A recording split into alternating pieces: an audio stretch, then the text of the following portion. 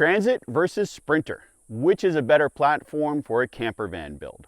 I've spent time in both, and here are my thoughts.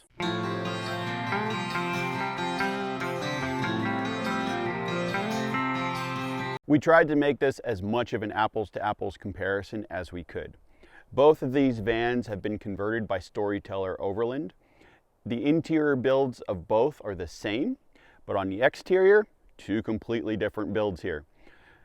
This is the Ford Transit 350 all-wheel drive with the 3.5 liter EcoBoost engine. That is a 4x4 Mercedes Sprinter with the V6 diesel engine. It's worth noting that the Ford Transit is actually our personal van, and towards the end of this video I'll give you our reasons as to why we chose a Transit over the Sprinter. Now, looks of a van can be very subjective. Personally, I prefer the Sprinter. I think the Sprinter has a better stance. I like the front end. It has more of a mean look than the Transit does. And just overall, I think it's a cooler looking van.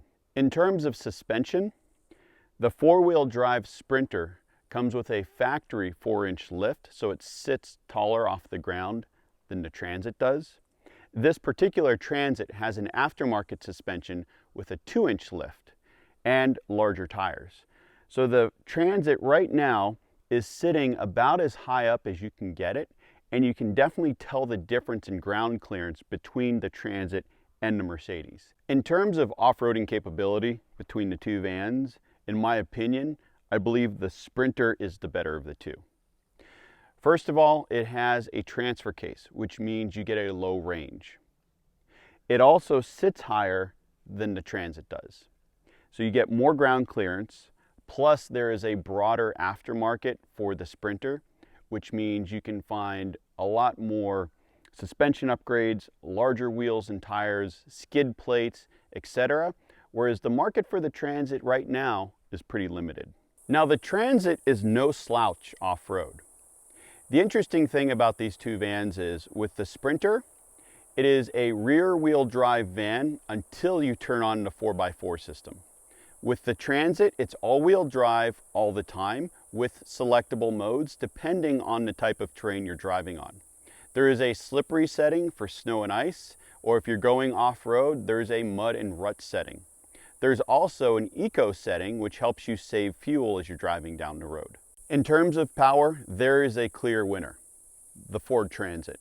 With the 3.5 liter EcoBoost twin turbo motor, it produces 310 horsepower with 400 foot-pounds of torque. The Mercedes Sprinter, on the other hand, with its V6 turbocharged diesel, puts out 188 horsepower with 325 foot-pounds of torque. So what does this mean for real-world driving? I've found that both vans on a flat highway do fine. But once you get to a hill, I've found the Sprinter to be underpowered. Here's a perfect example. I was driving the Sprinter while Kate was following in the Ford. Now, our Ford is fully loaded with the motorcycle on the back, and the Sprinter just had the conversion inside with no cargo whatsoever. So there was a significant weight difference between the two. As we're going up a steep incline, Kate is behind me, and the Sprinter starts to lose speed. My foot is on the floor and I've downshifted the Sprinter as far as it will go, but it just won't go any faster. Kate, on the other hand, was able to pull over and fly by me up the hill without a problem. What we've found is that when we're driving the Transit, we leave it in cruise control, it'll go up hills, maybe downshift once or twice, but it has no problems. Whereas the Sprinter, when you get it on a steep incline, it just can't handle it and it starts to lose speed. For MPG, with my driving style, I'm able to get 14 MPG with the Sprinter and 12 MPG with the Transit. That said though, diesel's more expensive right now, so it's actually less expensive for us to fill up the Transit than it would be the Sprinter. With the Sprinter, you also have to worry about DEF and filling that tank on a regular basis. Both vans are fairly similar in size. The Sprinter high roof has a 144-inch wheelbase, and the Transit high roof has a 148-inch wheelbase. Now let's go inside and see the differences between the two vans.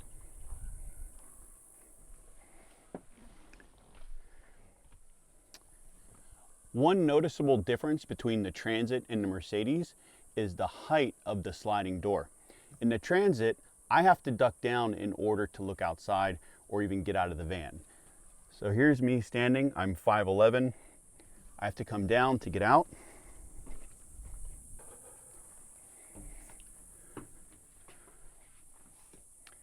In the Sprinter, I can look right out and I really don't have to duck to get out of the van. That said, there is a significant height difference between the Sprinter, which I'm currently in, and the Transit in terms of roof height. So in the Sprinter, I'm 5'11". This is about how much room I have between my head and the top of this ceiling. And now I'm in the Transit, and you can see the difference between the two vans. With the higher roof, obviously it's much better for taller people, so they're not banging their head or have to duck down. But when you're in the van, regardless of how tall you are, the higher roof makes the interior of the van feel a lot bigger. Back in the Sprinter, I prefer the driving position of the Sprinter versus the Ford Transit. I find where the steering wheel is positioned better suits me. It's a little bit further forward, and I prefer the factory Mercedes seats over the factory Ford seats. In the Ford Transit, I found the factory seats to be very uncomfortable, so we swapped them out with these aftermarket Shieldman seats. But as you can see, the driving position, the way the steering wheel comes out and everything else is very different from the Mercedes Sprinter. And in the Transit, the shifter is right here, and then you have this screen, which is your entertainment system and info center. In the Mercedes, this is the entertainment and info center here, and then the Mercedes actually shifts using this lever. So if I start the engine, and that's another difference between the Ford and the Mercedes, is the Mercedes has a push button start, whereas the Ford you still have to use a traditional key. Now if I want to shift this into reverse, or let's go into drive, down into drive, in for park, and then up for reverse. When we're in reverse, this is one feature I really like about the Sprinter. This is your reverse camera, but you also have a 360 camera. You can also change the camera views.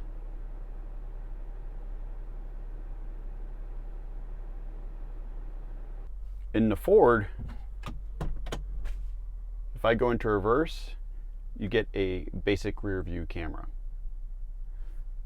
If I'm in drive, there is a feature where if you're going under 5 miles an hour, you can turn on your front camera and you can see obstacles in front of you.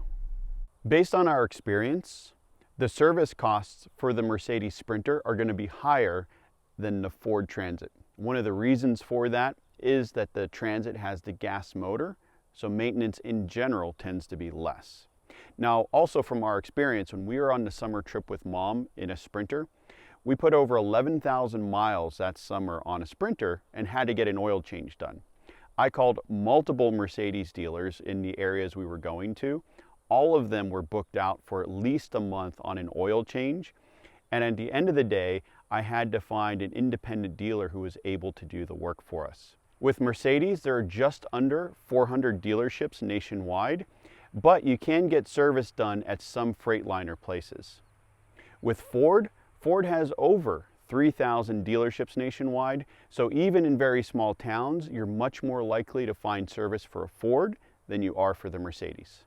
Of course, there are a lot of other differences between these two vans, especially depending on what options are ordered for each van, but these are some of the differences that really stood out to us. First and foremost, Kate and I find that driving the Transit for us is much more comfortable than driving the Mercedes Sprinter. It drives more like a car, and with that 3.5 EcoBoost motor, it has plenty of power to get us up even the steepest of mountains. We also love the fact that it has a high roof and the interior of our camper van build feels much bigger than it does in the Sprinter. We also rest assured knowing that even if we're going through small towns in the middle of the country, that most likely we'll be able to find a Ford dealer if we have any problems with our Transit. And in general, we prefer having a gas motor over a modern diesel, especially because we're not towing anything and we don't need some of the benefits that a diesel offers over a gas motor. So which of the two vans is better? At the end of the day, it's up to you to decide. They both have their pros and cons, but it really comes down to how you plan to use the van. My suggestion would be to go out, find both, test drive them, really sit in them, spend some time and see what works for you.